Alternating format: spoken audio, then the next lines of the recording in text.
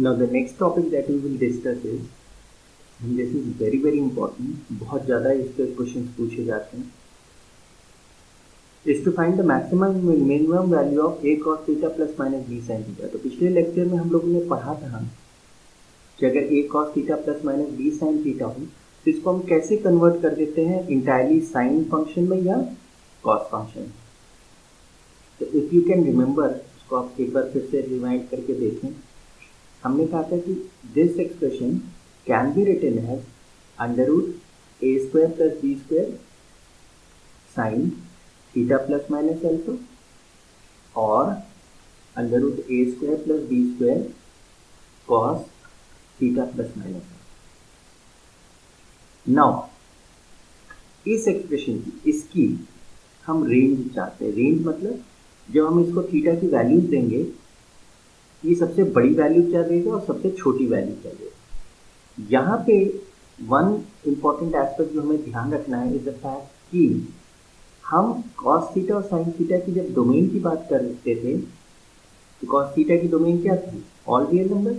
मतलब cos theta में theta belong to all real number, मतलब हम थीटा को कोई भी वैल्यू दे सकते थे।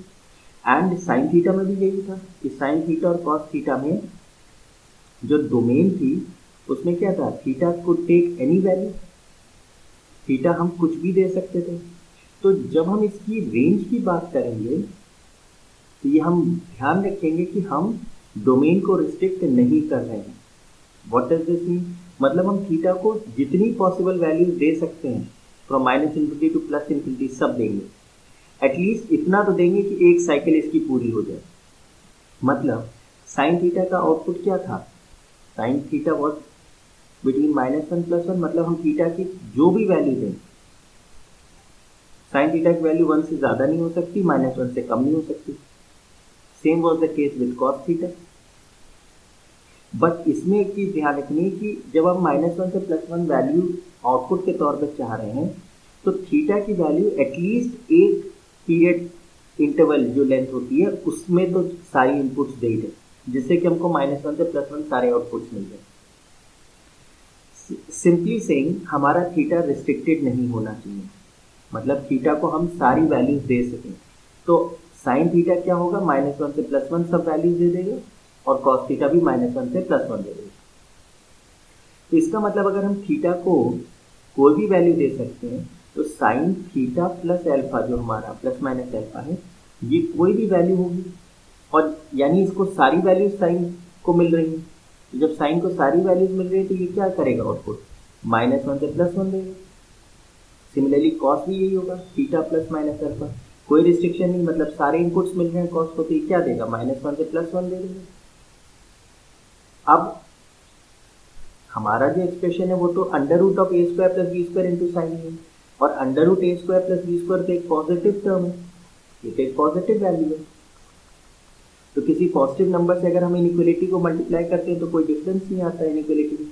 तो क्या हो जाएगा? -a square plus B square less than equal to A square plus B square sine theta plus alpha is less than equal to 1 से मल्टीप्लाई करेंगे तो A square plus B square. Similarly जब कॉस वाले में करेंगे तो under root A square plus B square, we are multiplying by under root A square plus B square in the inequality, A square plus B square cos theta plus minus alpha is less than equal to under root A square plus b. मतलब ये जो expression था जिसको हमने इस form या इस form में कन्वर्ट किया था, इसकी मैक्सिमम वैल्यू क्या होगी? ये होगी। मतलब ये एक्सप्रेशन अंडर रूट ए स्क्वायर प्लस बी स्क्वायर से ज़्यादा आउटपुट नहीं दे सकता, और इसकी मिनिमम वैल्यू क्या होगी? माइनस अंडर रूट ए स्क्वायर प्लस बी स्क्वायर, इससे कम वैल्यू नहीं देगा ये। सिमिलरली ये क्या हो गई? मिनिमम वैल्यू, और ये हो गई मैक्सिमम वैल्यू। तो कहने का मतलब ये हुआ कि कभी भी अगर हमारे पास एक्सप्रेशन है A cos theta plus minus B sine theta, तो अगर इसकी डोमेन रिस्ट्रिक्टेड नहीं है, मतलब साइन थीटा और कॉस थीटा को आप सारी वैल्यूज दे सकते हैं, मतलब theta belongs to real number है या थीटा 1 कंप्लीट पीरियड को फॉलो कर रहा है, तो इस एक्सप्रेशन की मैक्सिमम वैल्यू क्या होगी? अंडर रूट ए स्क्वायर प्लस बी स्क्वायर, और इस एक्सप्रेशन की मिनिमम वैल्यू क्या होगी? -a² + b। मतलब जो कॉस थीटा और साइन थीटा के कोफिशिएंट्स हैं उनका स्क्वायर करके ऐड करेंगे और उसका अंडर रूट ले लेंगे। तो मैक्सिमम वैल्यू हो जाएगी उसकी पॉजिटिव साइन और मिनिमम वैल्यू हो जाएगी उसकी नेगेटिव साइन। इंपॉर्टेंट चीज फिर से ध्यान रखनी है कि कोई रिस्ट्रिक्शन थीटा पे नहीं होना चाहिए, या थीटा पे एटमोस्ट ये रिस्ट्रिक्शन हो कि वो कंप्लीट पीरियड, एक पीरियड कॉस थीटा और साइन थीटा का कंप्लीट कर ले, जिससे कि -1 से +1 सारी वैल्यूज हमको मिल जाए। अगर थीटा रिस्ट्रिक्टेड है तो ये आउटपुट √a² + b² और -√a² + b² नहीं अचीव होगा। कुछ इससे कम भी हो सकता है और बराबर भी हो सकता है, लेकिन अगर थीटा रिस्ट्रिक्टेड है तो ज़रूरी नहीं है कि आपका मैक्सिमम मिनिमम वैल्यू ये, ठीक है। तो अब इस पे कुछ क्वेश्चंस करते हैं। तो फर्स्ट क्वेश्चन है find the maximum minimum value of this. तो कुछ नहीं करना, what is the maximum value of this, straight forward question है। a cos theta + b sin theta, theta same रहना चाहिए, कोई रिस्ट्रिक्शन दिया नहीं, मतलब थीटा आप सारी वैल्यू दे सकते हैं कॉस और साइन को। तो मैक्सिमम वैल्यू क्या होगी, √7² + 24² विच इज व्हाट 49 + 476 और रादर 576, ये कितना हो गया 625, यानी मैक्सिमम वैल्यू इसकी क्या होगी 25, और मिनिमम वैल्यू क्या देगा -7² + 24 which is -49 + 576 and that is -√625 यानी माइनस, यानी इस एक्सप्रेशन की मैक्सिमम वैल्यू क्या है 25 और मिनिमम क्या है -25, ठीक है। Let's take another question. Now find the maximum and minimum value of this expression. अब सबसे पहली चीज तो आपको ये समझ में आनी चाहिए कि यहाँ थीटा है, यहाँ थीटा नहीं है, ये straightforward a cos theta ± b sin theta का फॉर्म नहीं है। तो अगर ऐसा नहीं है तो we will have to convert this into this form, फिर हम अपनी जो भी हमने पढ़ा है वो अप्लाई कर सकते हैं। ये क्या लिखें, b cos थीटा + 5 एक्सपैंड कर दें, sin a - b का फॉर्म है, sin a cos b minus cos a sin b। What do we get, 3 cos theta plus cos 30 degree √3/2 होता है, तो 5 √3/2 sin थीटा हो गया, माइनस sin 30 हाफ होता है तो -5/2 cos थीटा हो गया। अब cos थीटा वाली टर्म्स क्लब कर देंगे लाइक टर्म से, तो ये हो जाएगा 3 × 2 = 6 - 5 cos theta × half plus 5 √3/2 sin। अब नोटिस करिए, अब ये प्रॉपर फॉर्म में आ गया, दोनों में थीटा है, cos थीटा की पावर 1 sin थीटा की power 1, this acts as a, this acts as b, तो हमारा नॉर्मल फॉर्म आ गया। तो इसकी मैक्सिमम मिनिमम वैल्यू बस हमें फाइंड करनी है। तो मैक्सिमम वैल्यू क्या होगी, √a² 1/4 एंड b² क्या होगा 5 × 5 = 25, 25 × 3 = 75/4, तो कितना आ गया √76/4 विच इज 19। तो इसकी मैक्सिमम वैल्यू क्या है √19, ऑब्वियसली इसकी मिनिमम वैल्यू क्या हो जाएगी -√19। मतलब ये जो एक्सप्रेशन दिया है इसकी मैक्सिमम वैल्यू क्या है √19 और मिनिमम वैल्यू क्या आ जाएगा -√19, प्रोवाइडेड थीटा पे कोई रिस्ट्रिक्शन नहीं, theta belongs to real number, क्योंकि cos थीटा को भी theta belongs to all real acceptable है और sin थीटा को भी एक्सेप्टेबल है, कोई रिस्ट्रिक्शन नहीं, तो इसकी मैक्सिमम मिनिमम वैल्यू √19 और -√19 हो जाएगी। Let's take this question. Find the maximum minimum value of this. तो ऑब्वियसली इसमें कंफ्यूज होने की कोई बात नहीं, ये वाला एक्सप्रेशन की हम मैक्सिमम मिनिमम वैल्यू निकालें, क्योंकि वेरिएशन तो यहाँ आएगा, +7 तो कांस्टेंट है, वो तो हर बार जो भी आंसर आएगा उसमें +7 कर देंगे। एंड ये आपका स्टैंडर्ड फॉर्म है, a cos theta ± b sin theta, इसकी मैक्सिमम मिनिमम वैल्यू तो हम निकाल सकते हैं। तो मैक्सिमम वैल्यू इसकी क्या आएगी, √4² + 3² विच इज 16 + 9 5, और इसकी मिनिमम वैल्यू क्या आएगी -5।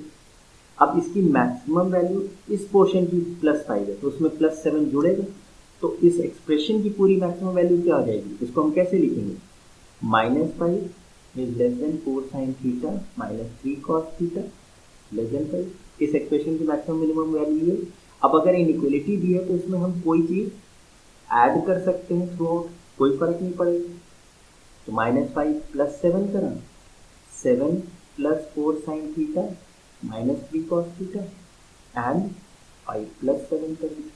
तो 7 - 5 is 2, 4 sin theta -3 cos theta +7 and ये आ गया 12।